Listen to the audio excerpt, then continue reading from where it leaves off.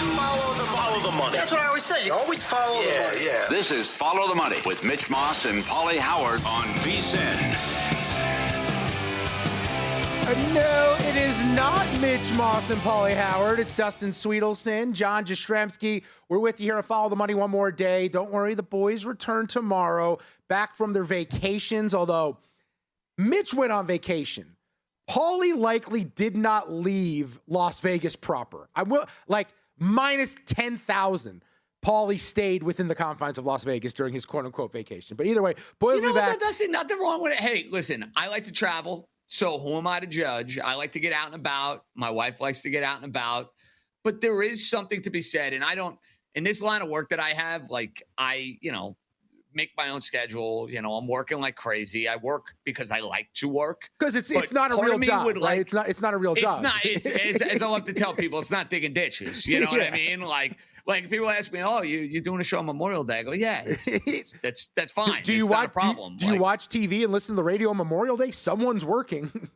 Yeah, I like working holidays. I don't know. There's something weird about it. I agree. Not Christmas Day, I'll pass. Thanksgiving, I'll pass. But like some holidays, I don't mind working because it gets me out of doing stuff that maybe I don't want to do. But I bring all of this up because, Dusty, I could use a week of like a staycation where I just chill, watch my daughter, play golf every day, go on my like if I had a week of that actually sounds appetizing. So if Paulie's enjoying a staycation, more power to him. You know what? That's a very fair response, and I don't hate it. I don't hate where your head's at. I just think like this is the time of year to get away. Although I'll be fully transparent. I am 41 years old. I recently got engaged. You've been married. You have a kid. I've never traveled before because I've always lived like far away from my parents. My parents are in Atlanta. The rest of my family is in New York.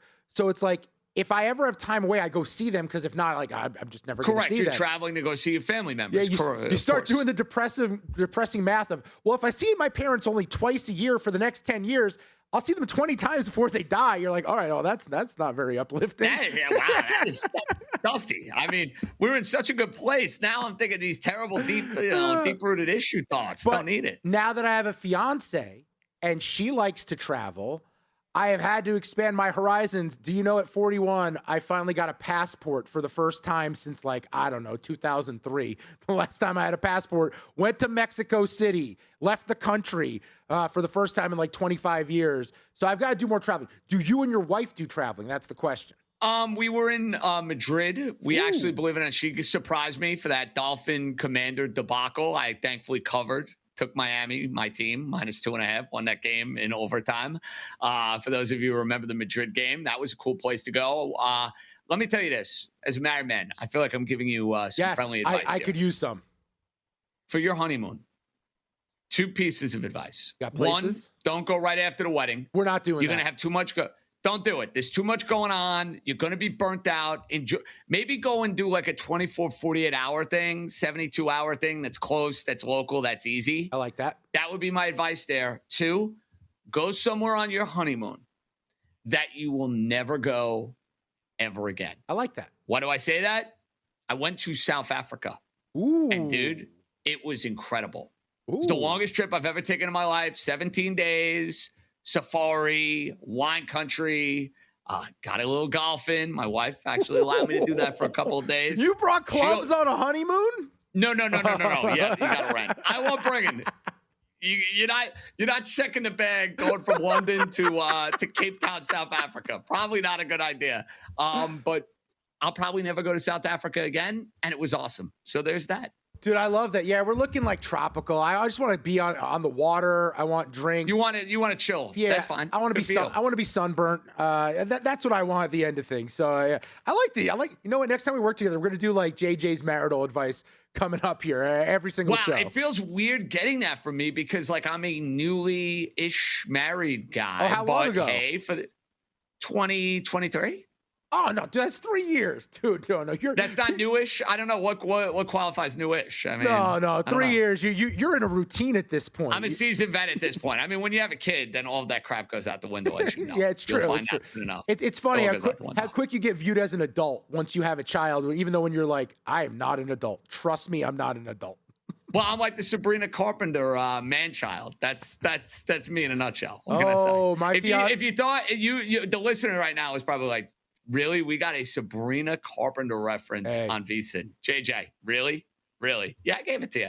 I'm very diverse. What can I say? I can play with the old and the new. That's what I know. We cover all the bases here. Speaking of covering the bases, that's a horrible transition, but I had to do it. 9th inning, my bet on the Diamondbacks. It is Paul Sewald facing Rafi Devers right now. 3-2 game, Diamondbacks with the lead. I need them to close the door so we can, I think we laid 128, 130, something like that on Arizona. That's looking good. Also, our under we bet at the start of the show, Phillies Padres 2-0 in the 8th inning. No right? funny business, Dusty. No Also, funny business. Zeros. That's what we want. Weird line. 167 last night. Philly was favored. We got down to 128, minus 128 here at Circa. Really regret not taking that number with the Fighting Phils on the road. They're about to sweep the Padres if they can finish the job in the last couple innings. Let's see if we can find a couple more winners on the board for tonight's games. And let's go with that winning streak that I alluded to earlier. The Chicago Cubs have lost 10 in a row, JJ. It's Bubba Chandler and Jameson Taillon doing battle at PNC. Pittsburgh minus 125, plus a 104 with the Cubbies. Total in the game is 8.5. The question is, do you bet into or against this streak if you're looking at this game tonight? Yesterday, to your credit, you were all over the Pittsburgh Pirates. Oh, they came out with a force. Took care of business for you. I would look at this spot and I would scream Chicago Cubs. You want to know why? Bubba Chandler is not exactly lighting the world on fire. He's pitching to a 4.6 ERA.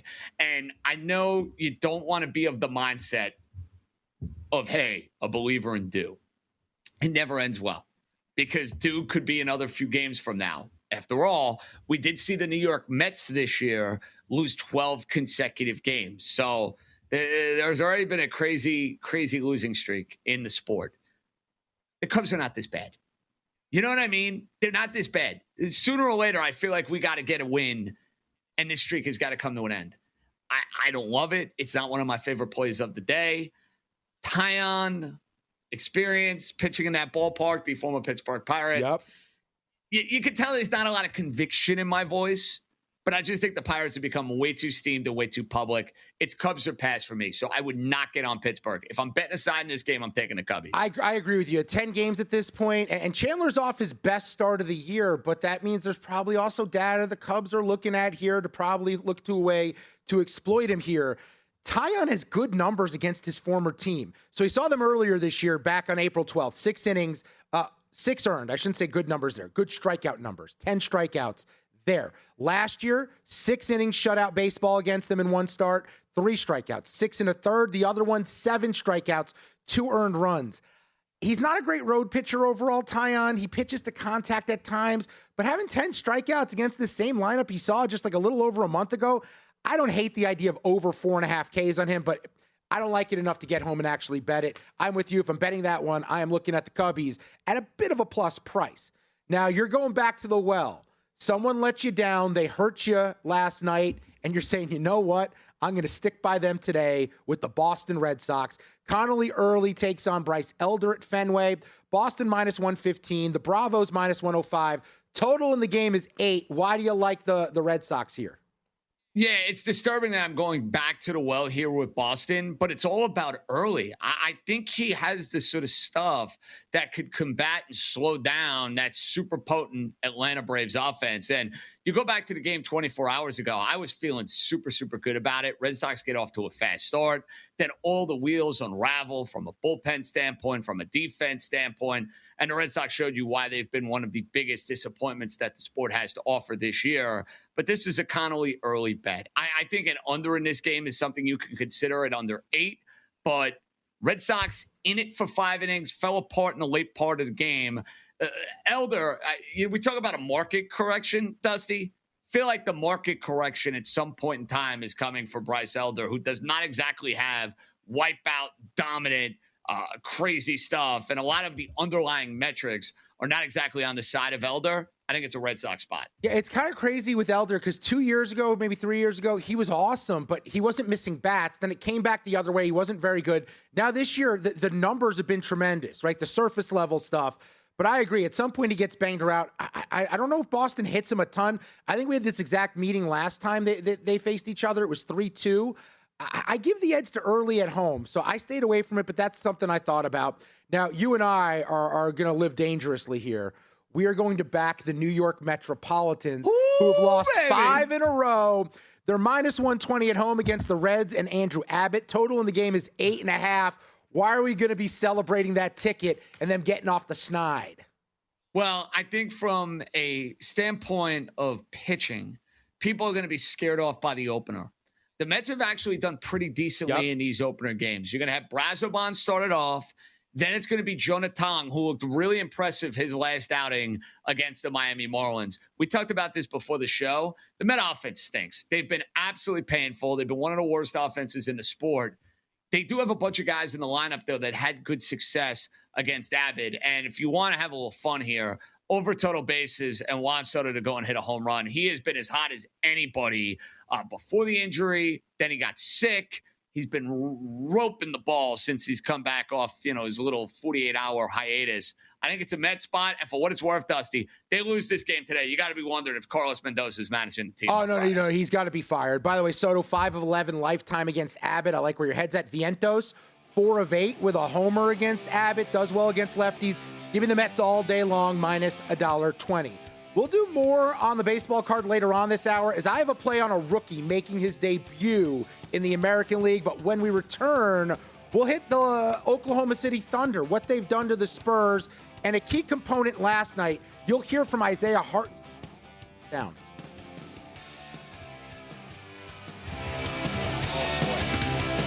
So you're listening to this podcast because you want an edge. But what if I told you you're only halfway there? You've got the mindset. Now it's time to get the toolkit to match. Here's the thing. Pro bettors spend thousands on data and tools, but what they don't want you to know is you can get the same edge for a fraction of the cost with VSiN Pro. With VSiN Pro, you get access to expert picks, public betting data, prop projections, powerful tools, analytics, and more. Tap the link in the description and see why thousands of bettors are already using VSiN Pro to cash more bets.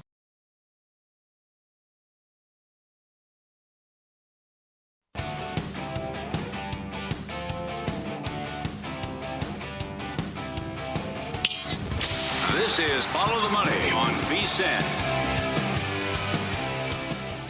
Cruising along here Wednesday afternoon. Dustin Sweetelson sitting in the chair for Mitch and Paul alongside John Jastrzemski.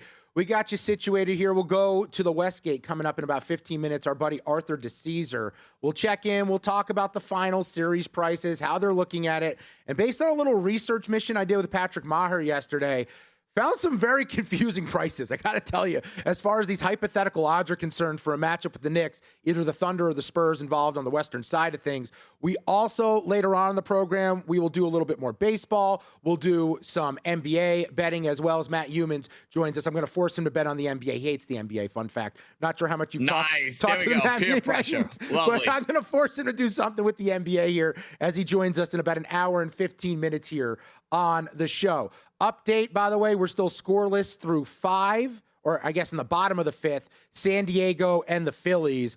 Christopher Sanchez throwing another gem, man, just doing what he does.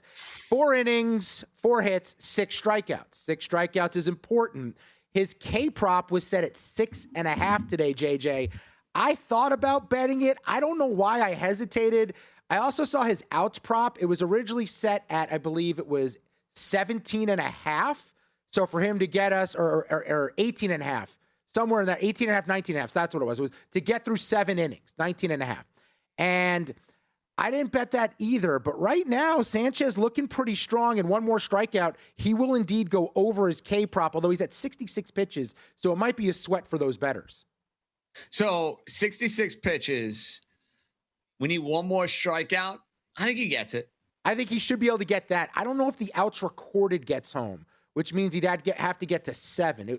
It dropped, if I'm remembering correctly, from 20 and a half to down to 19 and a half this morning. So depending on where you bet it, you could get it. But right now, 67 pitches, 6 strikeouts. The K prop is probably the best way to go. Update at Oracle Park. Diamondbacks loaded the bases. They plated 1. We're tied up at 2s in the 6th. I need another run here. I bet on Mike Soroka and company on the road. I just thought Arizona's a team I trust more. And I'm not sure if you're watching these press conferences with this Tony Vitello guy, the manager for the Giants. Bizarre. Beyond bizarre. Giving Mike McDaniel a run for his money. Dude, he's giving Adam Gase a run for his money. I really thought it would work. I like outside the box thinking in sports. Like, I don't want to say like something shouldn't work just because someone coached college. It shouldn't translate to the pros. He may have ruined it for future potential college coaches to ever make the jump again. That's how weird this season has been for the Giants. And the crazy thing about it is you have Buster Posey and Bruce Bochy as a part of that organization who are baseball guys through and through. This is not some like crazy, new age way of thinking when it comes to the way the Giants are being run. Maybe that was the case a few years ago. They kind of have tried to get back to the ingredients of what made them successful when they won those 3 championships in 5 years. And Dusty, I don't know about you. I would not be betting on the fact that he's going to be the manager of the team in like 2 years. No, I would take the under on his tenure. I don't know if he's going to make it to the end of this year the way things are going for them. And that's a team I really didn't have high expectations for, but also to be fair to the organization, they've won 3 World Series in years where a lot of us didn't have high expectations for them in the past. So that feels like a long time ago at this point in time. So last night, we opened with it. The Thunder take a 3-2 series lead, taking down the Spurs, 127-114. They open as 3.5-point favorites for Game 6 coming up tomorrow night. We'll do plenty on that on the network up until tip-off there, but we have time to stretch out for that. When I look back at what the Thunder did, we talked about a guy in Alex Caruso. We were trying to figure out A.J. Mitchell was out of the lineup. J-Dub was not going to play. Who is the guy you trust? Who benefits the most? Now, you can make the case it was Jared McCain who went off for 20 points. But to me, I thought Alex Caruso set the tone very early. I want to shout out one of our listeners because he tweeted us after the show yesterday. He listened to our advice. He joined us on the Alex Caruso prop. It was Ryan, at RyanKB818. He laddered Caruso all the way up to 20-plus points at 10-1. So he had a nice little day there. As Caruso, 22 points, 6 assists, 3 steals, 4 threes made. He's now made 18 3-pointers in the series. That's the most for a bench player in the postseason. He also made 53 in the regular season. So we're talking about a guy, 18 threes just in this series, 53 in the regular season. He's at a crazy pace shooting the ball. And SGA, the MVP, says Caruso means a lot to this team. He has the most championships on this team, first and foremost. So he's played in the most biggest games on this team. So that experience you can't recreate, you can't manufacture. You either go through it or don't. And he's just like, AC isn't like some uber talented guy. Like, he's not some guy that's 6'7" with a 7'3" wingspan and shoots lights out. Like, but he's one of the, not if the best competitor in the NBA, like night in and night out. And he wears that, and he sets that tone for us as a group. And it's come full-fledged this series with guys out and him having to step up. But, yeah, he wears that hat for this group all season long, and it's on TV every night now, so the world's getting to see it. But, yeah, he's huge for us. I'll say the crazy thing out loud. Alex Caruso is 120-1 to be the NBA Finals MVP. I mean, is there a world where SGA and the foul baiting, they win the title, and Caruso continues to step up with all the injuries where he could be in the mix? I know it's a crazy long shot. I acknowledge that. But, like, I do feel like every time they've needed him to step up in the postseason, he's delivered. And it's not like they've looked like their dominant force that they were a year ago in this series. Caruso has been an X factor. If I'm looking at Oklahoma City players, and look, more likely than not, SGA, if the Thunder go and win back-to-back championships, he's going to be the MVP. So I want everybody listening aware of that statement before I'm about to jump into the finals MVP futures odds. There's 2 guys that I would maybe consider from an OKC standpoint. One if Chet Holmgren can go and bully Karl Anthony Towns, and that's the storyline of the series, that Chet, who was not much of a factor in the Western Conference Finals, better in Game 5, maybe finds his footing, and he had some monster stat games against the Knicks if you go back to the regular season. Maybe there's a world where Chet Holmgren just dominates the series. Okay, I'll put that in the memory bank. And to your point, Dusty, if this is a series that is really tighter on the margins and Caruso is destroying and irritating and ticking off Jalen Brunson, maybe you're throwing a game-winning 3 along the way. At that price, it's worth the lottery ticket. Yeah. That's what I think it is. Yeah. Listen, I think for finals MVP, other than SGA and other than Jalen Brunson and other than Wemby, they're all kind of lottery tickets. Yeah. That's just the God's honest truth. They are. No, it's 100%. SGA's minus 135. By the way, we talked about it yesterday on the show. I did what I said I was going to do. We both have 15-1 on the Knicks to win the title. I bet them pregame, and then I bet them when they were losing. I got plus like 140, I want to say, even when they were better. losing. I was like, you know what? I'm not going to let a slow start because they've been slow starters this whole series. So I went back for a little bit of more. So I feel pretty good about the potential hedging of a Knicks ticket against the Thunder. I'm not as concerned about the Spurs. And to your point about Chet, by the way, 2 games in the regular season, one stat line, 16-9-2. That's whatever. 28-8-2 the other one, though. Right? And that was the game at Madison Square Garden, right? He went off at the game at Madison Square Garden? Yep. They won by 11 at home. That was the not sexy stat line. The one at MSG, 28-8-2 in 32 minutes. I don't hate the idea of him either, although he's so volatile as well. Now, he was good last night, 16-7. But at some point, the offense has to come around for this guy. I'm not really sure why the offense stopped developing for him and he's become solely a defensive player. It really doesn't track for me because I thought he was going to have a little bit more of an impact. Same here. And I think if you're an Oklahoma City fan, have to be encouraged, though, far more assertive, far more impactful on both ends of the floor, to the point where I at least have to consider, and I didn't do it yesterday because he had just been so bad in the series. That was really a great buy low spot. We talked about it when we were going through the player props, that it was a good time if you wanted to buy low on Chet Holmgren. Maybe on the road in Game 6, you'll get the same chance against the Spurs. Yeah, I'm trying to see what I got. I got plus 115 pregame, plus 140 in-game. So feeling good now about where we stand, potentially hedging that ticket. I want to remind you, if you want to bet on baseball, we got an awesome podcast for you. It's the VSiN Daily Diamond. You can get it wherever you get your podcasts. You check out Dave Ross, former big leaguer Jensen Lewis. They'll talk sides, totals, props, futures, and more. Every single day, they're breaking down the baseball card. It is the VSiN Daily Diamond. Get it wherever you get your podcasts from VSiN, the sports betting network. Now, the NBA Finals pricing is fascinating just because the power rating of the New York Knicks, I don't know if the guys behind the counter know what to do with them because the New York Knicks you're seeing right now in the playoffs, that is not the same team we saw in the regular season, JJ. So we will go behind the counter next. We'll ask our buddy Arthur DeCesar from the Westgate Superbook. He's a risk manager there. How are they pricing New York in a potential matchup against either the Thunder or the Spurs? Could there be a little value on either side? We'll break it down. Coming up next on Follow the Money.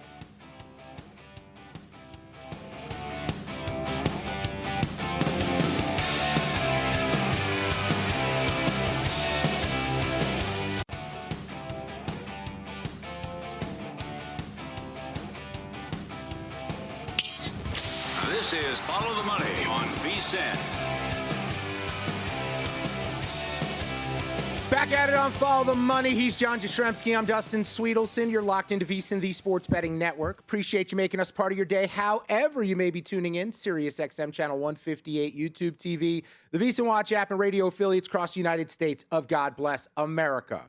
We broadcast from the Circus Sportsbook in downtown Las Vegas. When you watch the Vegas Golden Knights play, there is a patch for Circus Sports right on the very front of it. Got a good look at it when Sebastian Maniscalco was wearing it the other day on my social feeds. I was like, man, that's worth every penny for Circa right there, getting it in front of a lot of eyeballs. And the Golden Knights, they're the story of the town. They're the toast of the town. John, you move to a place, you never know how they feel about their teams. This is really unique, this town, because you go to any bar, the whole bar shuts down and becomes a Knights bar as soon as the game starts. They're the number one team in town, right? Dusty's not even close. Genuinely, they care and love this team. They don't care about the Raiders as much, although maybe our next guest would argue with me about that. They are not going to care about the A's. I will guarantee that one for you. And a guy who's been in Vegas forever, he covers all the teams for the Las Vegas Review-Journal. Adam Hill is going to join us. Did I lie in anything I just said there about the fan base and where they stand with VGK and the rest of the teams in town? No, not at all. And I won't argue with the Raiders. I cover the Raiders. That's my main job. But certainly you see the passion that the town has for the Knights. And I'll give you a quote I might have used on your show before because I've probably used it 1,000 times. And it comes from a former Golden Knight, Max Pacioretty. And some fans don't like it, but he was actually complimenting them. He said, "There's just not hockey fans in Vegas. There's only Golden Knights fans." That's perfect. And I think that makes a ton of sense, and it kind of wraps up like this city's fandom. Like there were some former hockey teams like the Thunder, a minor league team. They've had some history. The Wranglers were here as well for a little bit, so there was some a small base of fans, but the town just loves the Golden Knights. The Golden Knights were not a team that moved here as an expansion team. So it was, Vegas born was their motto for a while. They were the only team that actually, started here. So they had that. And then, for those listening around the country might not know this. I mean, it's been well documented, but 6 days before the first home game in team history was when the worst tragedy in our city ever happened. The October 1st shooting was 6 days before their first game. So it was kind of like the way that the town bonded and came together over this team that eventually made the final that year was crazy, and that bond has remained. And so, yeah, the town loves the Golden Knights. Adam, speaking of crazy, did you see this coming? They make the coaching change. They say goodbye to Cassidy. They bring in John Tortorella. And all of a sudden you go on this insane heater and you find yourself in these Stanley Cup finals. When was the moment for you? Maybe it was in round one. Hey, maybe it was right when they made the coaching change. You're close to the team. You know the team better than I do. When was the moment you said, yeah, I think this team could get back to a cup final? It's funny. I mean, in general, I'll say I always thought that they could because the team has so much talent. The second half of the season wasn't great, and that's why there was a coaching change. But if you look back, this was a team that had the most Olympians of any team. All these guys were playing the Olympics. A couple for Team USA, a couple for Canada, a couple for Sweden, like all over the map. So they had all these guys in different places in the middle of the season. They came back from the Olympics and they just could not put it together. But we knew the talent was there. You knew the ability was there. We knew the playoff experience and everything else.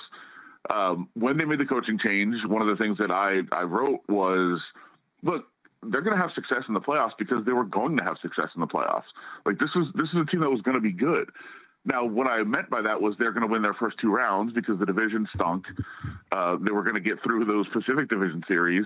But I thought, in my mind, I said, okay, they're going to get to the Western Conference Finals, and then that's it because they're going to run into either Minnesota or Colorado or potentially even Dallas. And that's the series they're not going to be able to win. So am I surprised that they had playoff success? No. Am I surprised that they got through this Western Conference Final? Yes, especially in a sweep. And when did I think they were actually going to make it? It was when they went up 2-0 yesterday. Because I still thought down, up 3-0, Colorado's still the more explosive team. They're the better team over the course of the season. It was 1-0 all the way through the game, and they couldn't get that second goal. And I just kept thinking Colorado's going to score. They're going to take the win in overtime. They'll go back to Denver. They'll win there. All the pressure will swing back to the Golden Knights, and then they could blow a 3-0 lead. And then when they went up 2-0, I said, better start looking at flights to Carolina. Wow. Absolutely insane. Adam Hill, sports writer, Las Vegas Review-Journal, talking about the Golden Knights winning 2-1, 4-0 sweep of the Avalanche. That, by the way, paid 30-1 in the betting market. Now, speaking of betting, let's look at the Conn Smythe because I do think there's a conundrum in this series. And you told me this off the air a few weeks ago when we were hanging out, that VGK's always had a goalie problem. They may have solved it with the addition of Carter Hart, but that doesn't come without controversy, with a lot of things that have gone on in recent years. And if they were to win the Stanley Cup, it feels like he would play a prominent role in that. He's 12-1 to win the Conn Smythe. Do you believe voters would actually vote for him, even with his transgressions? Short answer, if you want to just move on, is no. They won't. No, but I'll answer the question and say no. They're not going to. I think that Carter Hart could probably have 4 shutouts in the final, and he's not winning the Conn Smythe. Like, I just don't think it's going to happen. And it's a very complicated thing to talk about, obviously, because of the story behind it. And, I've written stories on it. I've read the entire transcript of the court case, which I don't think many people have. I know a lot about the case. I know a lot about him. I've gotten to know him a little bit this year, done a couple of sit downs with him. And, I'll tell you that when you're doing it, you understand the background, you understand what happened and why people despise him, maybe that don't know him. And then you're talking to him and you're like, God, this is just a really, really good kid. Like, he's not a kid anymore. He's 27. At the time, he was a kid. It's tough not to like him when you talk to him, but you also understand what happened. And I just think no matter how well he does, there's going to be a contingent. I saw Golden Knights fans today that had swore the team off, that were posting on social media like, you know what, I hope somehow he gets hurt and they still win. Like, I just can't cheer for him.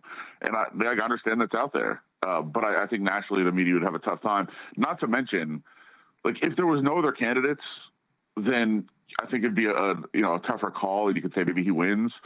But, like, Mitch Marner has not only been fantastic, but he's had this narrative his whole career that he chokes in the playoffs. He doesn't help his team elevate once the postseason begins. And he has been unbelievable in this run. And so, if nobody else emerges as a candidate, I would say you might have to think about maybe Carter Hart does win this thing, and he probably deserves to. But I just think Mitch Marner's been so good. Like, that narrative is going to help the voting. Okay, Adam. Eastern Conference Final. Carolina was kind of lumped in with Colorado as the team. That's a given, right? You expect them to go and get to the Stanley Cup Final. Obviously, Colorado's not going to be playing in it. Carolina's up 2-1. Is that the less preferred matchup? I got to assume most people in Vegas rooting for Montreal, correct? Most fans, yes. Most media people who have to deal with traveling across international borders 3 times in a series are saying, let's go Carolina. Fair enough. I get that. I would have the same thought process. No question. Yeah. But yeah, I think the fans look at Carolina as a more favorable, or Montreal's more favorable matchup. But I'd also say the way the Golden Knights are playing, I don't know that fans think they're going to lose ever again. So I think they would say bring it on. And also, look, Carolina has their own history of not coming through in the postseason, and so I don't think the fans are necessarily scared of anybody, but Montreal probably a better matchup. Adam, before I let you go here, your primary focus at the Las Vegas Review-Journal, covering the Raiders here in town. Now, in your dealings so far around town with Fernando Mendoza, I know you literally spent months stalking him in Bloomington. How you feeling about the vibes out of Raiders camp right now? I mean, they're positive. Didn't you see the slow motion video of him throwing a spiral? I did not see that. That did not. Unfortunately, among the food reviews of people eating in their car, that was not something that popped up in my TikTok feed recently. I'll send it to you, and you'll see that he throws a spiral, Dustin. I think means that he's going to win the Super Bowl this year. That's how fans are. No, but look, I think Fernando Mendoza has been what everybody expected. He's been a role model in the building. He's in there early. He's studying, learning everything from Kirk Cousins. I thought it was interesting last night. There was a Raiders suite that was organized by one of the offensive linemen, and both of the quarterbacks were in there and together, hanging out. And that wasn't something that was done on purpose. I could just tell you it was off camera, and you could see, like, hey, they're getting along. They're having a good time, which I think is a good sign for this relationship going forward of how they're going to learn and grow and how Kirk Cousins is going to be a good mentor for him. Adam, appreciate. It's like the Step Brothers meme. Yeah. That's what it is, Dusty. Step Brothers. It the is. two of them. Adam, appreciate you doing this as always, man. Look forward to the coverage at the LVRJ. Check him out at Adam Hill, LVRJ, over on X. The Golden Knights back in the Stanley Cup Final. Thanks as always, my friend. We'll chat soon. Sounds good. Talk to you soon. What is this? It smells like fish. No, it's not the quote you think is happening right now. The Padres, runners on first and third against Christopher Sanchez, said the line was fishy. Something's going on here. San Diego's got something brewing. We are in the second inning. First and third, 2 out. Can the Cy Young favorite get out of this? And oh, by the way, what if he got touched up by the Friars today? What would that do to that market? I don't think he'd move too much, but could make things certainly interesting there. What's the market look like as far as the NBA Finals are concerned? We will look at those hypothetical odds for the Spurs Thunder taking on the Knicks. That's next on Follow the Money.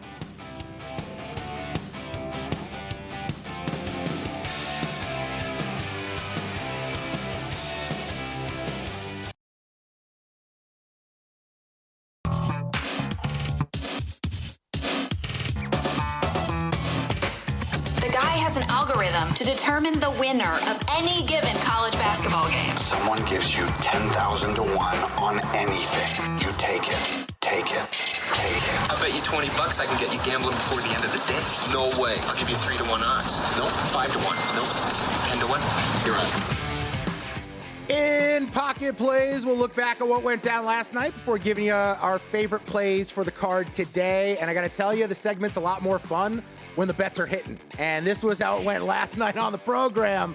We were both on the Thunder laying the 4.5. Hartenstein easily got there, the over 9.5 rebounds and assists. How about also Cam Schlittler over 5.5 punch-outs?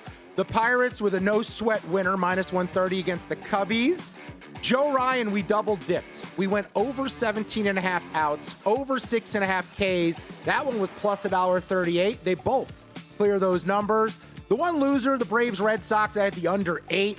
And then the Reds money line. Chase Burns with a gem against the Metropolitans. We also had first 5 on the Guardians yesterday in show. That got home at plus 108. Earlier today, I went 2 and 3 to begin the day. Minus a half run, first 5 Guardians. That was a winner, but God, it was lucky.